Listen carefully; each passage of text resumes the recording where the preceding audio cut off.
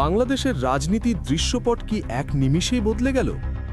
যে জামায়াতে ইসলামী গত ৭৪ বছর ধরে শহীদ মিনারে ফুল দেওয়াকে বিদাত বলে এসেছে, তারা হঠাৎ কেন আজ সেখানে অবনত মস্তকে দাঁড়িয়ে?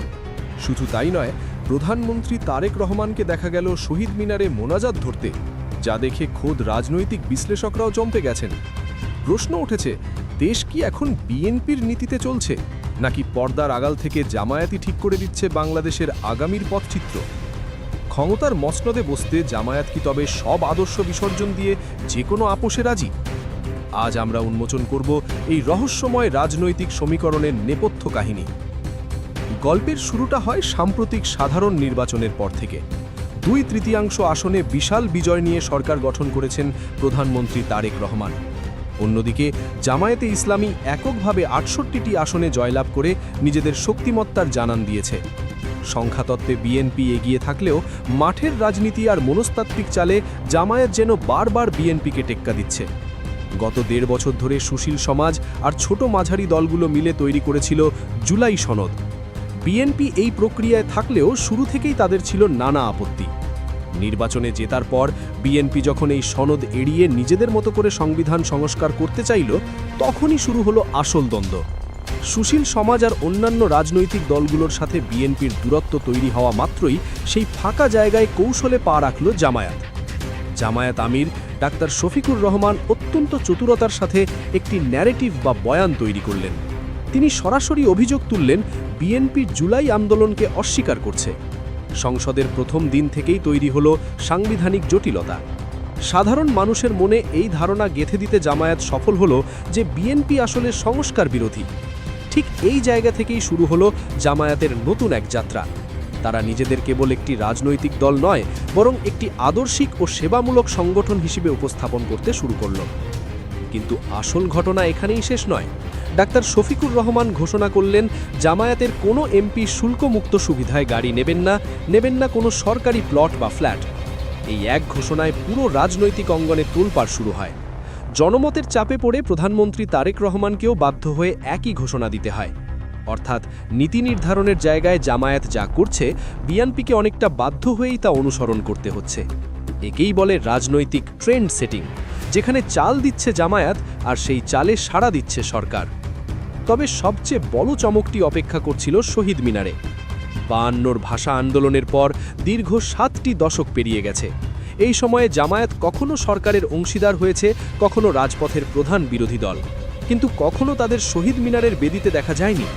হঠাৎ এই ভুল বদল কেন?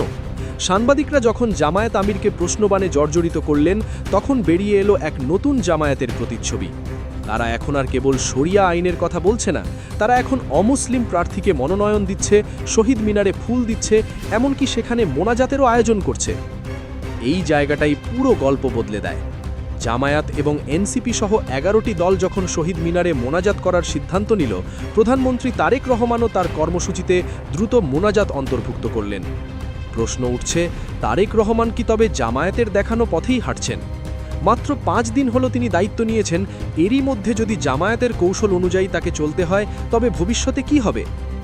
ইতিহাস সাক্ষী দেয়, আওয়ামী লীগের শাসনামলে জামায়াত কৌশলে প্রশাসনের ভেতরে মিশে গিয়েছিল এবং ভেতর থেকেই ব্যবস্থাকে ক্ষতিগ্রস্ত করেছিল। বিএনপির জন্য এই ঝুঁকি আরও বেশি, কারণ আদর্শগতভাবে বিএনপির সমর্থকদের একটি বড় অংশ জামায়াতের কাছাকাছি। ফলে বিএনপিতে ঢুকে পড়া বা বিএনপিকে প্রভাবিত করা জামায়াতের জন্য অনেক বেশি সহজ। এরপর যা ঘটেছিল কেউ কল্পনাও করেনি। জামায়াতের এই পরিবর্তনের পেছনে কেবল অভ্যন্তরীণ রাজনীতি নয়, কাজ করছে বিশাল আন্তর্জাতিক চাপ। নির্বাচনের আগে আমেরিকা ধারণা করেছিল জামায়াত হয়তো বড় কোনো শক্তিতে পরিণত হবে, তাই তাদের কূটনীতিকরা জামায়াতের সাথে আলাদা করে সম্পর্ক স্থাপনের চেষ্টা চালিয়েছেন। অন্যদিকে ডোনাল্ড ট্রাম্প প্রধানমন্ত্রী তারেক রহমানকে চিঠি লিখে আমেরিকার কাছ থেকে অস্ত্র কেনার প্রস্তাব দিয়েছেন। কিন্তু বাংলাদেশের বর্তমান অর্থনৈতিক পরিস্থিতিতে এই ব্যয়বহুল প্রতিরক্ষা কেনাকাটা কি সম্ভব? এখানেই তৈরি হচ্ছে এক বিশাল সংকট। এই সংকটই কি তবে জামায়াতের জন্য ক্ষমতার চূড়ান্ত সিঁড়ি হয়ে উঠবে? বিশ্লেষকরা বলছেন, তারেক রহমানের সামনে এখন পাহাড় সম চ্যালেঞ্জ। একদিকে আমেরিকার সন্তুষ্টি, অন্যদিকে চীনের বিনিয়োগের নিরাপত্তা নিশ্চিত করা। বাংলাদেশে চীনের বিনিয়োগ সবচেয়ে বেশি, আবার ভারত চায় তার সীমান্ত সুরক্ষা। এই 3 পরাশক্তিকে একসাথে খুশি রাখা প্রায় অসম্ভব। যদি বিএনপি সরকার অর্থনীতি সামলে বা আইন শৃঙ্খলা বজায় রাখতে ব্যর্থ হয়, তবে সেই ব্যর্থতার ধ্বংসস্তূপের ওপর দাঁড়িয়েই নিজেদের সাম্রাজ্য গড়তে চাইবে জামায়াত। জামায়াত এখন নিজেকে আন্তর্জাতিক মহলে মডারেট বা উদারপন্থী হিসেবে প্রমাণ করতে মরিয়া। ফিলিস্তিন ইসরায়েল ইস্যুতে তারা দীর্ঘ সময় নীরব থাকছে, হিন্দু প্রার্থী দিচ্ছে এবং শহীদ মিনারের মতো জাতীয় প্রতীকে শ্রদ্ধা জানাচ্ছে। তারা আসলে আমেরিকার কাছে নিজেদের একটি নির্ভরযোগ্য বিকল্পের হিসেবে তুলে ধরছে। রাজনীতিতে শেষ কথা বলে কিছু নেই, আর ক্ষমতার জন্য আপোষ যে কত গভীরে যেতে পারে তার প্রমাণ বর্তমানের এই দৃশ্যপট। জামায়াত কি সত্যিই বদলে গেছে, নাকি এটি কেবলই ক্ষমতার মসনদে যাওয়ার একটি সুপরিকল্পিত মুখোশ?